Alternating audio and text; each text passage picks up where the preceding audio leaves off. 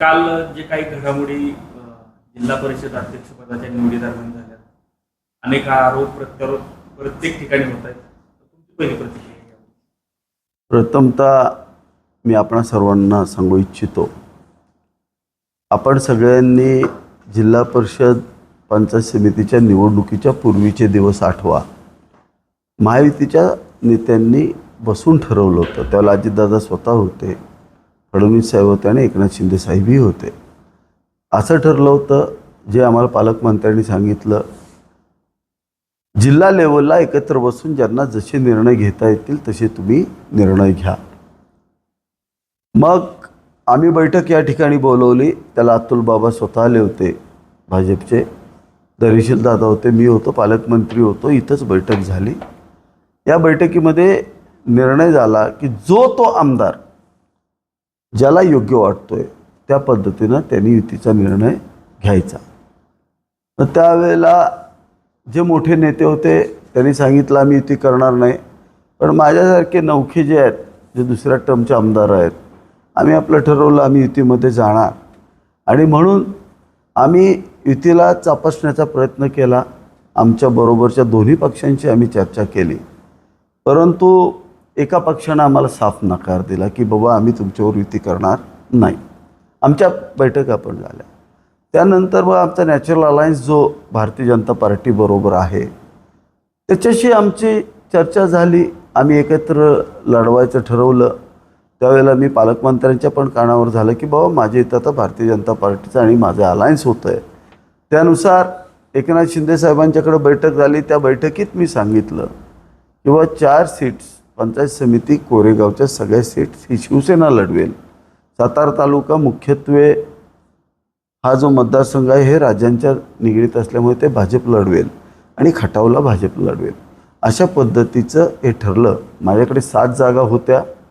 त्यातल्या 4 जागा शिवसेना आणि 3 जागा ह्या भारतीय जनता पार्टी लढणार हे फायनल झालं. आणि मग आमचं फायनल झाल्यानंतर आम्ही लढलो. भारतीय जनता पार्टीचे 2 आले, शिवसेनेचे 2 आले. पण इलेक्शन नंतर सगळ्यांनी आपापले कॅम्प दिले.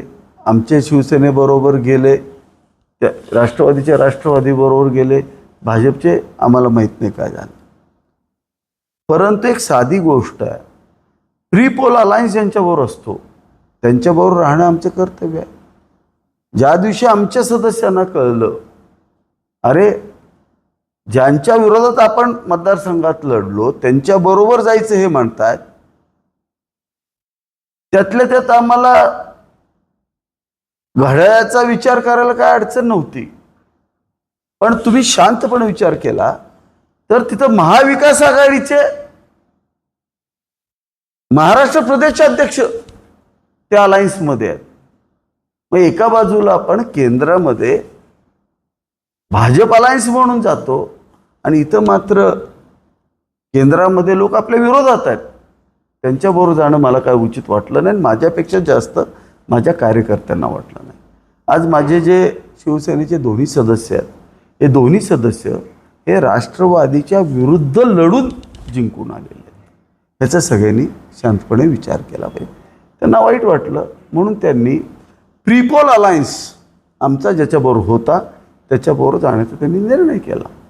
आणि मला वाटतं तो निर्णय अगदी योग्य होता. हे माझ्या दृष्टीनं एक्सप्लेनेशन. पालक मला पोलिसांनी म्हणजे घरगडी म्हणून काम करतायत पोलीस या आजच्या प्रकरणात, असं मला जाणवलं या सगळ्यात. पालकमंत्री महोदयांचं मला म्हणजे आता त्यांची लोक त्यांच्याबरोबर राहिली नाहीत किंवा काही गोष्टी घडल्या असतील. त्यांचा प्रीपोल अलायन्स त्यांचा राष्ट्रवादीबरोबर होता साहेबांचा, आणि ते आमचे सन्माननीय जिल्ह्याचे नेते आहेत. प्रीपोल अलायन्स असल्यामुळे ते राष्ट्रवादीबरोबर गेले. आमचा प्रीपोल अलायन्स भाजपबरोबर होतो आणि आम्ही भाजपबरोबर गेलो. पण साहेबांच्याकडे जर साहेबांची शिवसेनेची संख्या राहिली पण राष्ट्रवादीची संख्या राहिली नाहीत, ही चिडचिड तुम्ही पोलिसांवरती करून चालत नाही. तुम्ही लक्षात घ्या, ज्यानं त्यानं निवडून आलेले स्वतःचे सांभाळायचे असतात. तुम्ही सगळं पाहिलं. तुम्ही गाडीतून त्यांचे जे सदस्य आणले गेले, स्वतःच्या सदस्यांना तुरुंगातल्या कैद्यासारखं आत आणलं. तुम्ही पाहिलं असेल, हे तुरुंगातला कैदी डांबून जसा आणला जातो तसं स्वतःच्या सदस्यांना आणलं गेलं. हे तुमच्या सदस्यांवर विश्वास होता का? हे तुम्हाला माहित होतं. तुम्ही दीड महिना एवढे मोठे नेते असताना ह्या सदस्यांना कोंडून ठेवलं. तुम्ही दीड महिना ताब्यात होते, तरी आज तुम्हाला हे सदस्य टिकले नाहीत. सदस्यांना मान्यच नव्हतं हे सगळ्या गोष्टी. सगळ्यात मोठा पक्ष भारतीय जनता पार्टी होता. सगळ्यात मोठा पक्ष तर दुसरा कुठला असता तर त्याच्याबरोबर जाणं गरजेचं होतं. त्यांच्यातल्या बऱ्याच लोकांना या गोष्टी पटल्या नव्हत्या, त्यामुळे त्यांनी मतदान द्यायचं ठरवलं होतं. त्यांच्यातले जे लोक, मी जबाबदारी सांगतो, 5 जण तयार होते. आम्हाला मोदी साहेब आवडतात किंवा आम्हाला अमित शहाचं केंद्र सरकार आवडतं, आज आमच्याकडे कामं त्यांच्याशिवाय होणार नाहीत, हा विश्वास तिथल्या नेत्यांचा होता. म्हणून त्या सदस्यांनी स्वतः आम्हाला सुद्धा भेटले होते सदस्य. कामेशनं खूप चांगलं काम केलं. कामेश सारखी अजून 5 जण होती, या हातवर करायला तयार होती. त्याच्या नेत्यांचे निर्देश आहेत, महायुती म्हणून ही निवडणूक लढणार आहे. ज्याला बरोबर यायचे त्यांनी या, नाहीतर नाही. इथं जे महायुती म्हणूनच आम्ही निवडणूक लढणार. आणि मला वाटतं माझा प्रीपोल अलायन्स भाजपबरोबर आहे, त्यामुळे आम्ही भाजपबरोबर जाऊनच ही निवडणूक लढणार, ह्याच्यात काही शंका नाही. इथं सगळे व्हिडिओ काढून बघा. शशिकांत शिंदे साहेब तर जणू काय जसे कैदी आणतात तशा पद्धतीनं सगळ्यांना धरून आणत होते. म्हणजे तुम्ही मला सांगा, त्यांना त्यांच्या सदस्यांवरतीच विश्वास राहिला नव्हता. आमचे सदस्य कसे आले? शांत आले, सभागृहात जाऊन बसले एका बाजूला.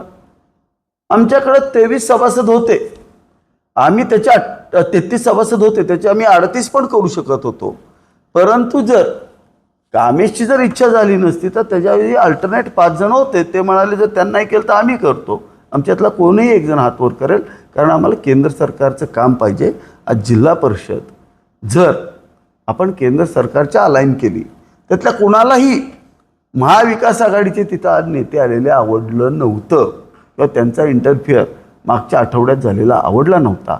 म्हणून जे अजितदादाच्या राष्ट्रवादीचे जे 5 सदस्य आहेत त्यांनी आम्हाला पाठिंबा द्यायचा निर्णय घेतला होता. 20 जून देखील हां, प्रीपोल अलायन्सची चर्चा झाली होती. पण आता ज्याच्याबरोबर, आता तुम्ही विचार करा, आम्ही राज्यातलं उद्धव ठाकरे साहेबांचं सरकार का पाडलं आम्ही सगळ्यांनी बसून? कारण काय होतं, प्रीपोल अलायन्सला आम्ही भाजपबरोबर गेलो होतो. पोस्ट पोलला उद्धव साहेबांनी काँग्रेस आणि राष्ट्रवादी बरोबर गेलो, म्हणून ते आम्ही बाजूला निघून गेलो. आज तीच परिस्थिती झाली. प्रीपोल अलायन्स जर आमचा भाजप बरोबर आहे तर आमचा पोस्ट पोल अलायन्स सुद्धा भाजप बरोबर झाला पाहिजे. या भूमिकेतनं महेश शिंदे वागला. मला वाटतं माझं काही चुकलं असं मला वाटत नाही. जण तयार होते. कामेश जर हात होत, कोणी जबाबदारी केलं नाही. जाऊन तुम्ही CCTV फुटेज बघा, सगळं व्हिडिओ रेकॉर्डिंग झालेलं आहे.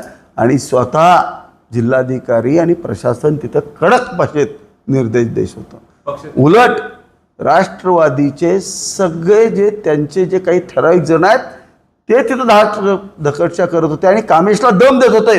कामेश तू असं केलं तर फार जड जाईल, ही भाषा होती. तुम्ही CCTVत बघू शकता. आमच्यातल्या एकानेही त्याला म्हणलं नाही की कामेश तू काय कर. शिवेंद्रराजेंनी कामेश